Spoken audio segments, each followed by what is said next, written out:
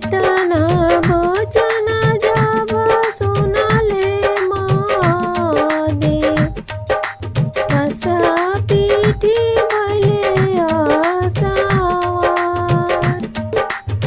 एतना वचन जब सुनले महादेव आशा पीठी भइले आसावार।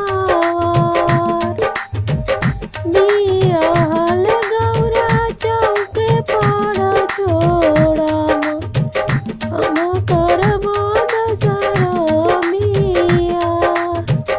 बियाहल गौरा चौके पर छोड़म हम करबो दशरमिया।